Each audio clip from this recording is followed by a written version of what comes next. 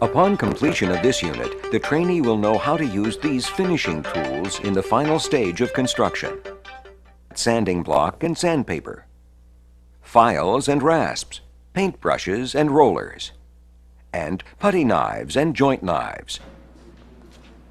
Use the flat sanding block to sand flat surfaces and outside curved surfaces.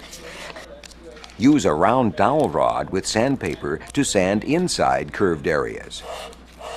Sandpaper or abrasive paper is made of various materials, including flint, garnet, aluminum oxide, and silicon carbide.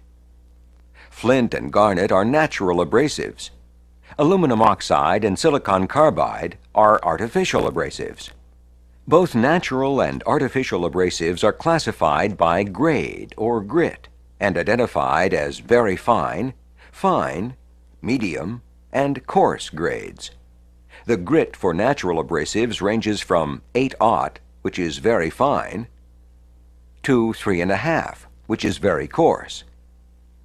The grit for artificial abrasives ranges from 400, which is very fine, down to 12, which is very coarse. For rough sanding, use coarse paper. For finish sanding, use fine paper.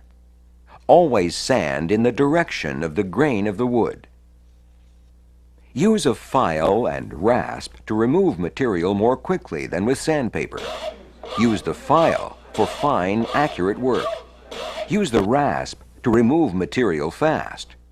The rasp leaves a rougher finish than a file finish. The file and rasp have three main parts: the handle, the shaft or blade, and the teeth. Files and rasps are made from hardened steel and have a series of very small teeth. Files are identified by the shapes of the filing surfaces: round or rat tail, half round, or flat file. The file teeth are like tiny chisels, positioned diagonally or parallel across the surface. Stroke the file in the cutting direction only. Do not slide the file back and forth on the surface.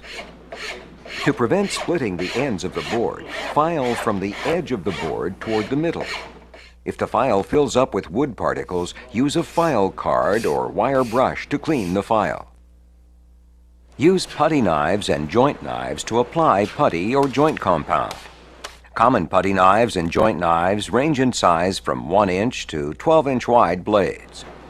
Use the 1-inch to 3-inch wide putty knives for filling narrow cracks and nail holes. Use the 4-inch to 10-inch wide blades mainly for wide joints such as sheetrock joints. Use smooth strokes to ensure an even application. Use paintbrushes and rollers to apply paint, glues, adhesives, and stains.